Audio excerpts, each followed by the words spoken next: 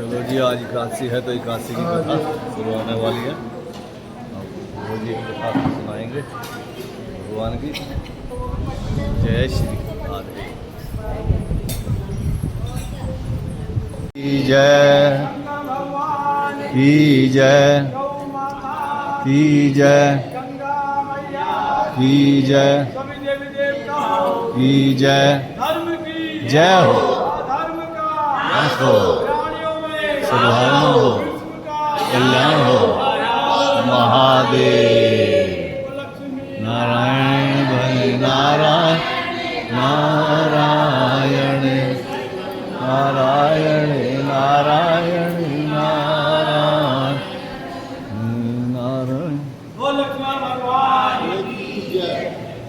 अब आप अश्विनी मास के कृष्ण पक्ष की इंदिरा एकादशी का महात्म सुने। युधिष्ठिर जी बोले, हे भगवान, अब आप कृपा पूर्वक अश्विनी मास के कृष्ण पक्ष की एकादशी की कथा को कहिए।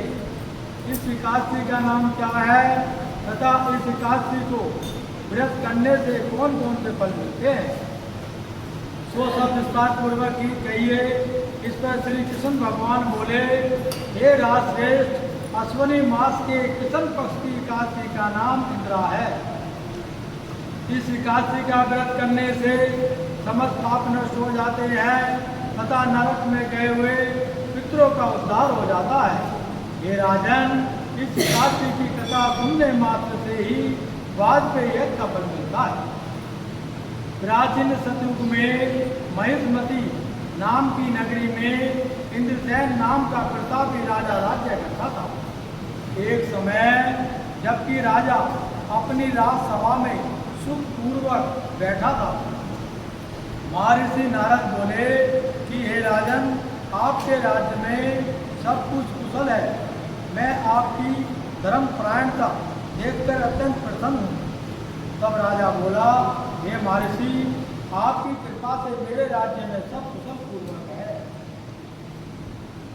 इस पर नारद जी बोले, हे राजन, मुझे एक महान आश्चर्य हो रहा है कि एक समय जब मैं ब्रह्मलोक से यमलोक को गया था तो उस जगह यमराज की सभा के मध्य में मैंने तुम्हारे पिताजी को बैठे देखा था। तुम्हारे पिताजी महान ज्ञानी, दानी तथा धर्मात्मा थे। यह एकादशी का व्रत बिगड़ जाने से यमलोक को गए हैं।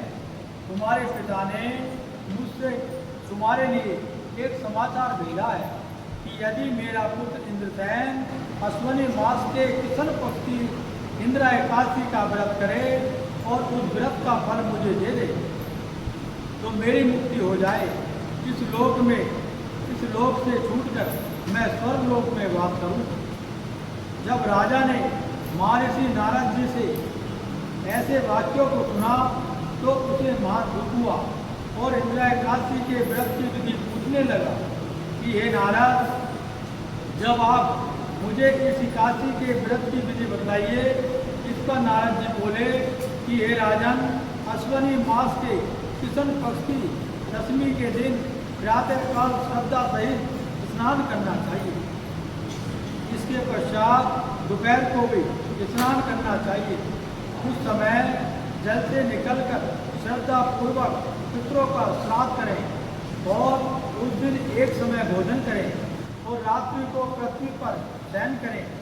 इससे दूसरे दिन अर्थात एकादशी के दिन प्रातःकाल दातुन करें, स्नान करें। उसके पश्चात भक्ति पूर्वक व्रत को धारण करें। निराहार रहूँगा और समस्त भोगों को त्याग दूंगा। इसके पश्चात कल भोजन करूँगा। हे भगवान, आप मेरी रक्षा करें, आप मेरे व्रत को निभाएं। इस प्रकार आचरण करके दोपहर को शालिग्राम जी की मूर्ति को भोग लगाएं। भोजन में से कुछ हिस्से को गौ को दें और विष्णु भगवान की धूप, दीप, नैवेद्य आदि से पूजा करें और रात्रि को जागरण करें। इसके उपरांत द्वादशी के दिन मौन होकर बंधु बांधवों सहित भोजन करें। ये राजन, यही इंदिरा एकादशी व्रत की विधि है। हे राजन, यदि तुम आलस्य रहित होकर एक एकादशी के महर्षि अंतर्ध्यान हो गए तो राजा ने इंदिरा एकादशी के आने पर उसका विधि पूर्वक व्रत किया। बंधु बांधवों सहित इस व्रत को करने से आकाश से पुष्पों की वर्षा हुई और राजा का पिता यमलोक से गरुड़ पर चढ़कर स्वर्गलोक को गया। राजा इंद्रसेन भी एकादशी के व्रत के प्रभाव से इस लोक में सुख भोग कर अंत में स्वर्गलोक को गया।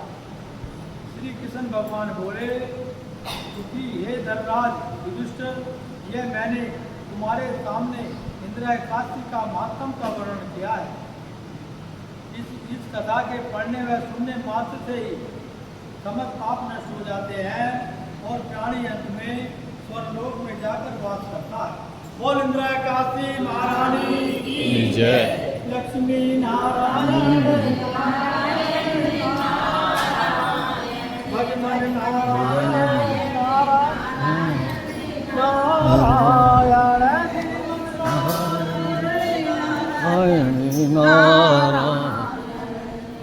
हो गई एकादशी की कथा सुन ली है, संपन्न हो गई है। अब चलते हैं। जय जय श्री राधे। जय जय श्री राधे। जय जय श्री राम। जय श्री राम।